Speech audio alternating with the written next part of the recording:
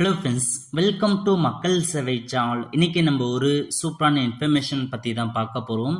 அதாவது தமிழக அரசு சார்பில் அம்மன் திருக்கோயில்களுக்கு கட்டணமில்லா இலவசமாக ஆன்மீக பயணம் கூட்டிட்டு போகிறாங்க.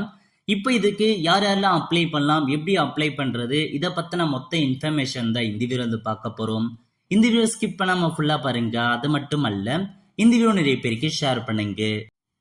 தமிழக அரசு சார்பில் மானிய கோரிக்கையின் போது ஆன்மீக பயணம் பார்த்தா மேற்கொள்ளப்படும் அப்படின்னு சொல்லியிருந்தாங்க. எந்தமான கோயிலுக்குன்னா, ஆடி மாதத்துல பிரசித்தி பெற்ற அம்மன் கோயில்கள், புரட்டாசி மாசத்துல பிரசித்தி பெற்ற வைணவ திருக்கோயில்களுக்கு 1000 பேர் அழைத்து செல்லப்படும் சொல்லியிருந்தாங்க.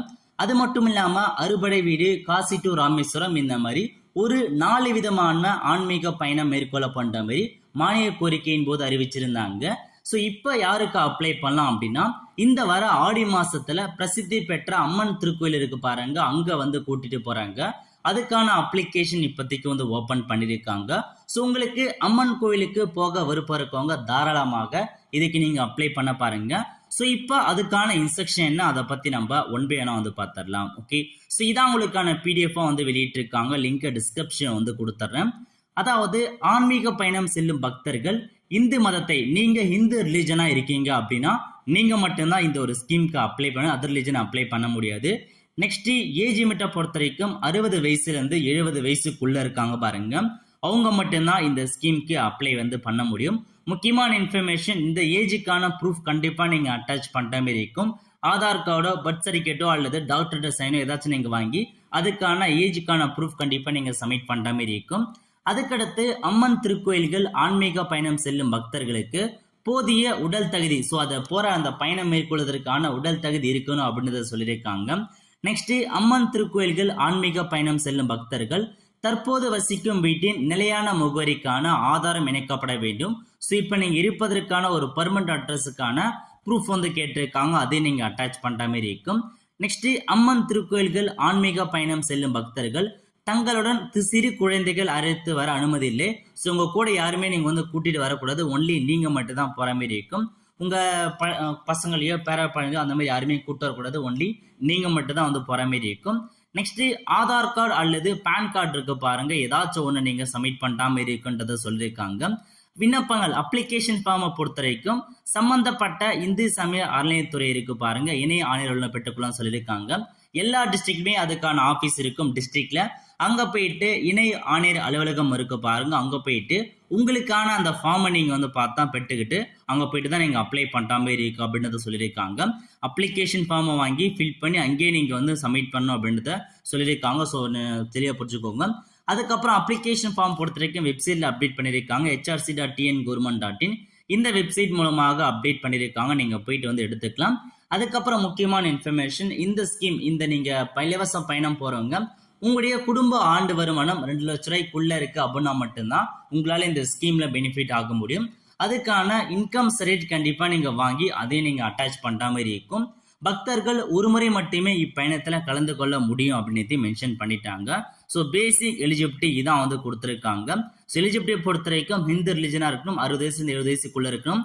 டாக்குமெண்ட்டை பொறுத்த வரைக்கும் உங்களுக்கான ஏஜ் ப்ரூஃப்க்கு ஒரு டாக்குமெண்ட் சப்மிட் பண்ற மாதிரி இருக்கும். அட்ரஸ் ப்ரூஃப்க்கு ஒரு டாக்குமெண்ட் சப்மிட் பண்ற மாதிரி இருக்கும். உங்களுக்கான வருமான சர்டிஃபிகேட் அட்டாச் பண்ற மாதிரி இருக்கும். ஆதார் கார்டு அல்லது பேன் கார்டு ஏதாச்சும் ஒரு டாக்குமெண்ட்ஸ் அட்டாச் பண்ற மாதிரி இருக்கும். மொத்தமா 4 டாக்குமெண்ட்ஸ் கேட்டிருக்காங்க. ஸோ அப்ளை பண்ணுறதுக்கான அப்ளிகேஷன் ஃபார்ம் தான். இதுல போயிட்டு உங்களுக்கான போட்டோ கேட்டிருக்காங்க, போட்டோ ஒட்டிக்கோங்க. உங்களுடைய விண்ணப்பத்தாரர் பெயர் என்ன, ஃபாதர் நேம் அல்லது ஹஸ்பண்ட் நேம் என்ன, இருப்பிட முகவரி, தற்போது எந்த அட்ரஸ் இருக்கீங்களோ அதுக்கான ஃபுல் அட்ரஸை கொடுத்துக்கோங்க. அதுக்கப்புறம் பிறந்த தேதி மற்றும் வயது கேட்டிருக்காங்க, ஆதார் கார்டு நம்பர் கேட்டிருக்காங்க, குடும்ப ஆண்டு வருமானம் கேட்டிருக்காங்க. உங்களுடைய கணவர் மனைவி இருக்காங்க, யாராச்சும் அவங்க விண்ணப்பிச்சிருக்காங்க அப்படின்னா அவங்க இன்ஃபர்மேஷன்ஸ் நீங்க ஃபில் பண்ற மாதிரி இருக்கும். நெக்ஸ்ட், அவங்க மொபைல் நம்பர் கேட்டிருக்காங்க, உங்க மொபைல் நம்பரை கொடுத்துக்கோங்க. அதுக்கப்புறம் இதுல கொடுத்துருக்க டாக்குமெண்ட்ஸ் எல்லாமே பார்த்து இணைச்சிருக்கான்னு கேட்டிருக்காங்க. இந்த மதத்தை சார்ந்தவர் அப்படின்றதுக்கான எவிடன்ஸ் ஏதாச்சும் இருக்குன்னா எஸ் அப்படின்றத நீங்க டிக் பண்ணிக்கோங்க. அதுக்கான டாக்குமெண்ட்ஸ் அட்டாச் பண்ற மாதிரி இருக்கும். மொத்தமா 7 டாக்குமெண்ட்ஸ் கொடுத்துருக்காங்க, 7மே நீங்க அட்டாச் பண்ணிருக்கீங்கன்னா ஆமா அப்படின்றத டிக் பண்ணிக்கோங்க, இல்லைன்னா இல்லை அப்படின்றத நீங்க மென்ஷன் பண்ணிக்கோங்க. ஸோ உறுதிமொழி கொடுத்துருக்காங்க, உறுதிமொழியை படிச்சு பார்த்துட்டு என்னைக்கு நீங்க ஃபில் பண்ணீங்களோ அப்ளிகேஷன் ஃபார்ம் அன்னைய தேதி போட்டு உங்களுக்கான சைனை நீங்க பண்ணிக்கோங்க. பண்ணிட்டு எல்லா டாக்குமெண்ட்ஸுமே நீங்க இதை கூடவே நீங்க அட்டாச் பண்ணி டைரக்டா எடுத்துட்டு போயிட்டு சப்மிட் பண்ற மாதிரி இருக்கும். ஸோ உங்களுக்கான இன்ஸ்ட்ரக்ஷன்லாம் கொடுத்துருக்காங்க பாருங்க. மொத்தமா 1000 பேர் வந்து கூட்டிட்டு போறாங்க. 50 லட்ச ரூபாய் நிதி ஒதுக்கீடு செஞ்சிருக்காங்க. ஸோ எங்கெங்க இருக்குது அப்படின்னா சென்னை, தஞ்சாவூர், கோயம்புத்தூர், திருச்சி, மதுரை மற்றும் திருநெல்வேலி ஆகிய மண்டலங்களை தலைமையிடமாக கொண்டுதான் உங்களுக்கான அம்மன் திருக்கோயிலுக்கு வந்து கூட்டிட்டு போறாங்க.